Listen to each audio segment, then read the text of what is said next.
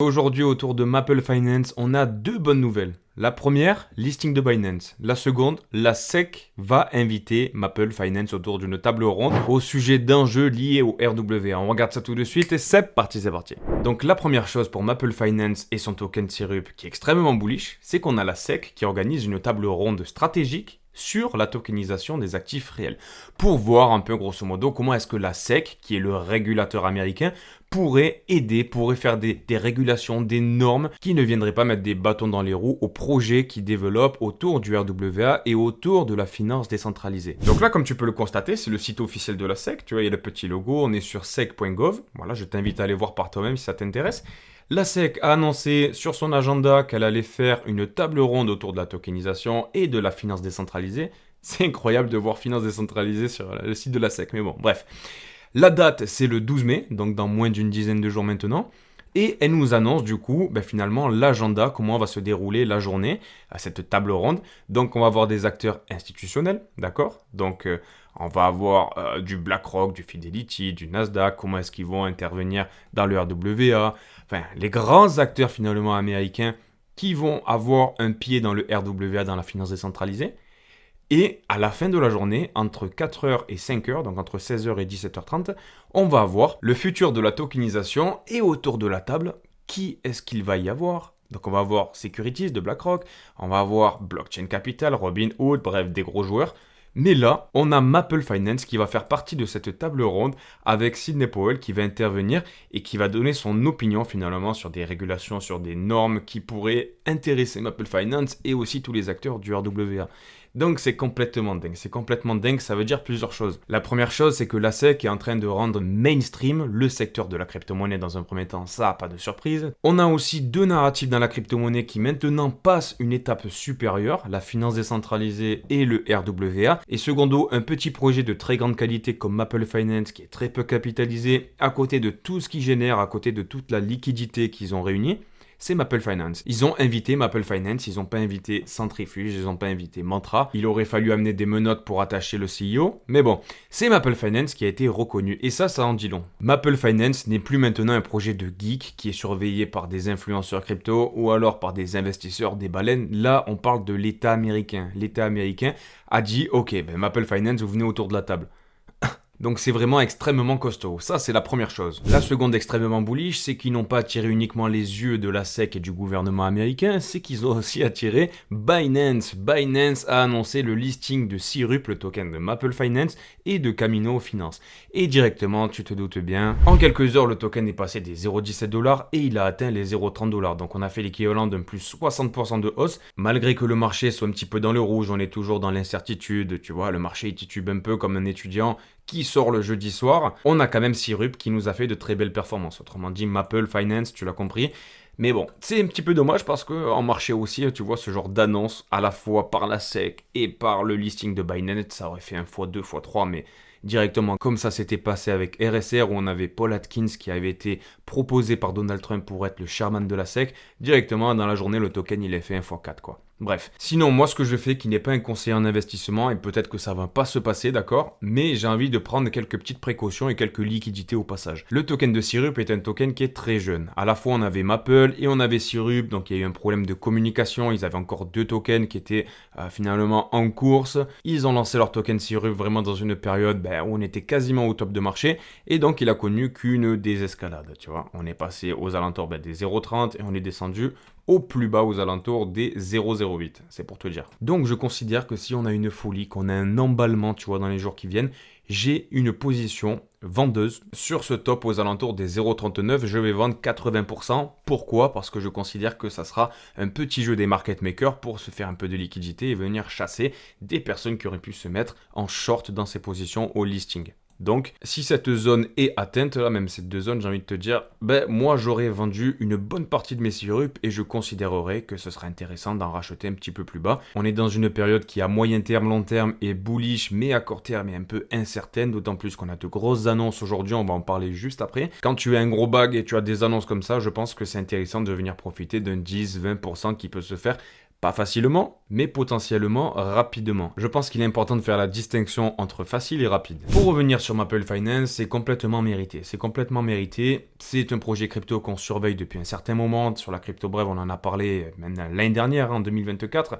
On disait, voilà les mecs, c'est un projet qui est très peu capitalisé, qui est overvalued, qui est vraiment sous-évalué. Ils engagent actuellement, au moment où on parle, comme tu peux le voir avec cette charte là qui est complètement folle, 1,3 milliard de TVL. 1,3 milliard de TVL. Et on était à moins de 200 millions de market cap. Là où tu as des projets avec des market cap qui sont de loin supérieurs à la TVL qu'ils engagent. Et puis t'as qu'à le voir avec cette charte qui te montre l'adoption de Maple, quoi. C'est complètement fou. On a eu une explosion, tu vois, à partir d'octobre 2024. Un ralentissement après le petit bear market qu'on a connu ces derniers mois là. Oui, maintenant j'appelle ça un bear market parce que c'est complètement différent selon moi. On a des bull run, des bear market. Vous l'avez vu.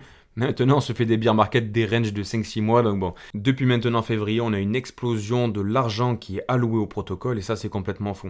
Et ça se reflète bien sur les revenus générés par le protocole. Regarde-moi ça, les revenus. On avait quasiment rien en 2023.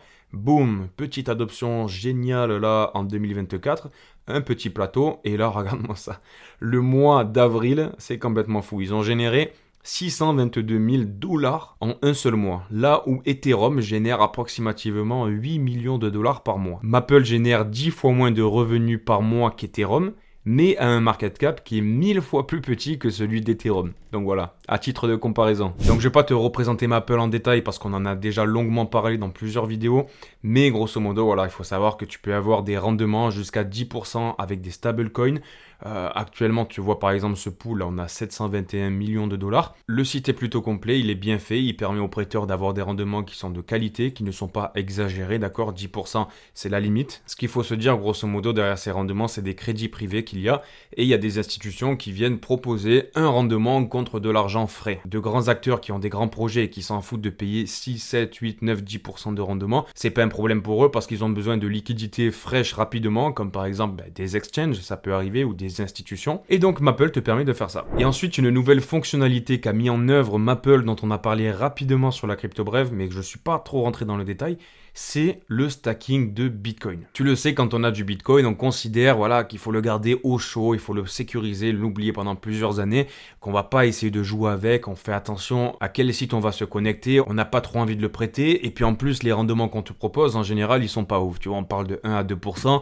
Parfois, on te récompense en plus avec des tokens du projet en question ou du protocole. Enfin bref, on te récompense avec des points, des gâteaux, des chocolats. C'est pas génial. Et là, avec Maple Finance, on a une nouvelle solution qui a attiré énormément d'acteurs. Cette solution, c'est du stacking qui te propose 5% d'APY, donc 5% annuel, payé en Bitcoin. Donc en fait, tu viens de déposer ton Bitcoin, à la fin de l'année, tu as gagné ton 5% annuel et tu es payé en BTC et non pas en bonbons, en chocolat ou en gâteau. En plus de quoi, pour des gens qui ont un bac de Bitcoin, ce qui est intéressant, c'est que tu peux te dire, voilà, je suis prêt à prendre des risques, admettons, avec 10% de mes Bitcoins ou 20% de mes Bitcoins pour me faire un petit salaire mensuel. Là, je les fais travailler à 5%, mais je ne vais pas les prêter à n'importe qui. Et c'est là que Maple Finance a apporté une nouvelle solution qui est très intéressante, c'est que les bitcoins qui sont prêtés à Maple Finance sur le protocole, ils sont sécurisés par une garde institutionnelle. Autrement dit, le bitcoin que tu vas prêter en permanence, il va rester sous la garde de partenaires de Maple Finance qui sont institutionnels, donc qui sont déclarés, qui sont reconnus, et si en plus tu as un problème, tu peux les attaquer en justice et donc tu seras remboursé. C'est BitGo et Copper. Et finalement, la métaphore que je pourrais te faire avec la technologie qu'ils utilisent, c'est que les bitcoins, grosso modo, ils vont pas être mis dans un wagon et ils vont pas voyager, ils vont pas faire le tour de la France, aller chez un acteur, puis un autre, puis on va les séparer en deux, on va faire une espèce de Ponzi. Non, là c'est comme s'ils étaient mis dans une espèce de laboratoire à ciel ouvert, une espèce de cube transparent, tu vois. Ce laboratoire, il est transparent, donc tu peux voir ce qui se passe en temps réel et il est fermé. Il est fermé et les seuls détenteurs de la clé pour ouvrir ce laboratoire, c'est toi et les institutions en question. Donc pour le coup, BitGo et Copper. Donc le Bitcoin, il est jamais encapsulé, il est jamais réhypothéqué, on ne joue pas avec. Et ça, c'est un bon point aussi. Forcément, pour pouvoir bénéficier de ce genre de rendement et de cette garde institutionnelle, tu es obligé de te KYC. Donc ça va un petit peu contre les valeurs de la crypto-monnaie, mais pour une personne qui a énormément de Bitcoin, voilà, c'est pas un problème, tu vois, de se KYC pour avoir cette sécurité, pour avoir cette assurance finalement. Donc on a 3 bons points à retenir là sur ce stacking de Bitcoin. La première des choses, c'est que tu es plus ou moins en sécurité parce que c'est des gardes institutionnels et que tu sais contre qui t'attaquer s'il y a un problème. La deuxième chose, c'est que tu vas avoir un rendement qui est plutôt conséquent. Ce que te propose Coinbase ou Binance, en général, tu vois, ça ne dépasse pas les 1 à 2% de rendement annuel. Et la troisième chose, c'est qu'on te paye ton rendement, non pas en gâteau comme on a dit, mais en Bitcoin. Donc en fait, tu places du Bitcoin, tu reçois du Bitcoin. Donc du côté de Maple, le ciel est en train de s'éclaircir, il y a plein de choses qui se préparent et on va rester là le 12 mai pour voir ce qui va se dire autour de cette fameuse table ronde. Ensuite, si on fait le point rapido sur Bitcoin, actuellement on est toujours en dessous de notre espèce d'entonnoir, cette figure en canal haussier, tu vois, qui s'écarte, dont on a parlé hier. Et en général, avec ce genre de figure, tu as plus de chances d'avoir une petite correction vers le bas. On est allé voir déjà quelques cibles ensemble. Actuellement, voilà, on oscille entre les 93 000, les 95 000 dollars. Les scénarios pour Bitcoin, ils ne changent toujours pas. On a toujours cette zone de résistance qui est maintenant un support, tu vois, sur le Bitcoin aux alentours des 90 000 à 91 200, tu vois, approximativement, qui correspond aussi au gap CME, tu vois, qu'on a laissé derrière nous, là, entre les 92 000 et les 92 600. On avait grignoté un petit peu ce gap, mais on avait laissé un petit morceau qui restait là. Est-ce que cette figure va ramener le prix un peu plus bas pour reprendre un petit peu de force, remettre des shorts au-dessus de notre tête pour nous donner de l'énergie et repartir direction les 100 000 dollars pour cette fin de mois de mai? Écoute, c'est pas impossible. Après, il faut être prêt à tout parce qu'aujourd'hui, attention, ce qu'il est en train de se passer, les amis. Aujourd'hui, mercredi 7 mai, ça y est, c'est le jour du FOMC. Donc, on a la décision de la Fed sur les taux d'intérêt. Le marché ne s'attend pas à avoir une baisse de taux d'intérêt. On s'attend à avoir des taux qui soient constants. Si on a une baisse de taux, là, bon, c'est quasiment impossible. Le marché est complètement à l'ouest. Il ne s'attend pas du tout à avoir un cut des taux. Donc là, le marché pourrait exploser et envoyer le BTC à 100K. C'est pas quelque chose qui risque d'arriver. Donc le marché s'est préparé à avoir une constance vis-à-vis des taux. Mais ce qui va être extrêmement épié, comme je te l'ai dit hier, c'est la conférence de presse du FOMC. Et là, Jérôme Powell, les mots qu'il va employer, les tournures de phrases, s'il se gratte un peu trop l'œil, s'il commence à nous faire une petite panique à bord concernant l'économie, il commence à rougir quand on lui pose des questions vis-à-vis de la récession, s'il n'est pas rassurant dans son discours concernant les baisses de taux d'intérêt pour cette année 2025, le marché il va très mal réagir et forcément ça nous amènerait à avoir le Bitcoin qui corrigerait forcément aux alentours de cette zone-là. Pourquoi pas aller un petit peu plus bas et venir rebondir sur ce support caractérisé par cette ligne de coup de ce W de cette figure aux alentours des 87-88 000 dollars. C'est pas impossible, donc c'est des scénarios qu'il faut considérer. Dans tous les cas, le Bitcoin, il y a des chances qu'il aille à gauche, à droite. Lorsqu'on a un FOMC, lorsqu'on a de grandes annonces économiques, en général, le Bitcoin, il aime bien partir dans tous les sens pour noyer un peu le poisson. S'il doit réellement aller vers le bas, il aime bien faire un petit push vers le nord pour récupérer un maximum de liquidité, venir chasser, tu vois, les plus hauts qu'on a réalisés ces jours-ci, par exemple aux alentours des 98 000 dollars, pour ensuite partir au sud. Et dans le cas contraire, si le Bitcoin a envie d'aller au nord, il peut d'abord partir au sud pour partir au nord, pour ensuite repartir au sud. Ça existe, hein. Tous les scénarios sont possibles, mais en général, la première direction, elle est souvent retravaillée, tu vois. Donc, ça peut être intéressant, si vous êtes rigoureux avec les stop-loss, etc., de prendre quelques petites positions à court terme pour faire un peu de liquidité. Mais les jours de FOMC, c'est des journées où le marché en général, et le Bitcoin, je t'en parle même pas, est extrêmement volatile. Donc, il faut être extrêmement méthodique, extrêmement rigoureux, les mecs. Faites vraiment attention à vous. Et surtout, on pense au stop-loss. Concernant le marché des altcoins avec la charte Other qui exclut le top 10 des crypto-monnaies les plus capitalisées, qui est plutôt représentatif du marché des altcoins, que tu possèdes certainement dans ton portfolio, ce que tu peux constater ici, qu'on est aux alentours des 220 milliards. On avait fait une espèce de beau W, là, tu vois, qui nous avait amené direction les 247. On avait brisé un petit arrêt. Le second, il était quasiment brisé, mais finalement, non. On a été rejeté aux 245. Actuellement, voilà, on vient se reposer gentiment sur la ligne de coup de ce W. Donc dans tous les cas, il faut se dire que avec le FOMC, ça peut très vite changer, d'accord? On peut très vite être réintégré là. Et si tu restes bullish pour cette année 2025, ça pourrait te permettre d'avoir une figure épaule tête épaule inversée plus jolie. Parce que tu vois, on en parlait, on disait ouais, là c'est peut-être un épaule, une tête et un petit épaule.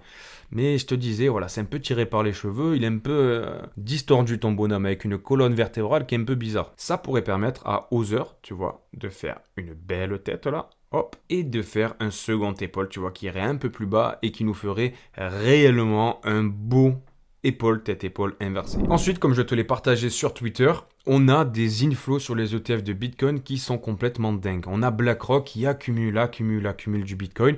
Et encore, sur cette journée du 5 mai, ils ont accumulé 531 nouveaux bitcoins via leurs ETF. C'est bien parce que ça nous encourage, ça nous met du vent dans le dos, tu vois.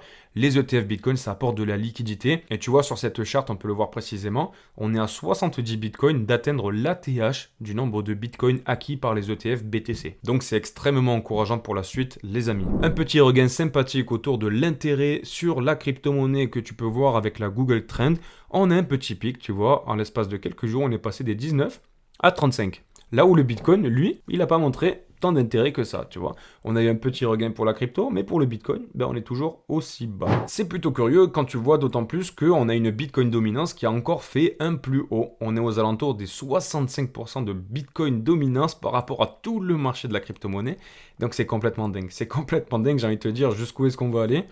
On a potentiellement, tu vois, cette droite de résistance là aux alentours des 66, 67. Ça pourrait agir comme un aimant répulsif et nous laisser un petit peu de répit. Donc le mot d'ordre, ça va être de suivre cette charte, de voir potentiellement des signes de retournement. Pour l'instant, en weekly, il n'y a rien du tout.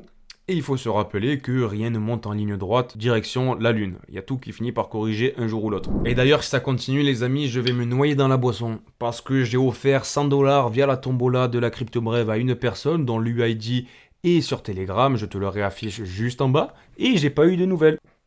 Donc si ça continue, qu'est-ce que je vais en faire de ces 100$? Qu'est-ce que je vais en faire? Je vais les redistribuer à qui? Allez, je laisse encore 2 jours à cette personne pour m'envoyer un message privé sur Telegram pour récupérer son argent. Donc si vous me regardez, les amis, vérifiez bien votre UID. Et pour ceux qui voudraient participer à la prochaine tombola qui arrivera soon, je te rappelle que en bas de la vidéo, le premier lien, finalement, tu cliques dessus et ça t'amène sur cette page où tu as ma tête de bouillabaisse, pourquoi pas, tu cliques dessus et ça t'amène sur la roue de la fortune qui a été mise en place par ZoomEx pour vous, les abonnés de la CryptoBrev. Tu peux venir gagner des tokens en tout genre et surtout des places pour le Grand Prix de Monaco en VIP d'une durée de 3 jours. Une visite de l'écurie des voitures de ASF1, c'est la marque que sponsorise ZoomEx justement. Et ensuite, une fois que tu as fait ton premier dépôt, donc tu déposes 100$, il te rembourse 50. En faisant des petits trades, là, du coup, tu vas débloquer encore plus de tours pour tourner cette roue de la fortune. Et par la suite, tu participes aussi à ma tombola. En plus de quoi, ils ont une application, comme tu peux le voir, de tout ce qu'il y a de plus normal, sans KYC, donc c'est une bonne chose. Je t'invite à aller voir, à jeter un petit coup d'œil. Dans tous les cas, c'est en description que ça se passe, mon cher ami. On s'arrête là pour aujourd'hui. N'oublie pas qu'un petit like, c'est pas grand chose, mais ça m'aide beaucoup pour le référencement. Un petit commentaire pour me dire ce que tu en as pensé ou pour me faire un petit coucou. Si t'es pas abonné, abonne-toi. Et puis on se retrouve demain à 5h du matin. Prends soin de toi. Bisous. Ciao, ciao.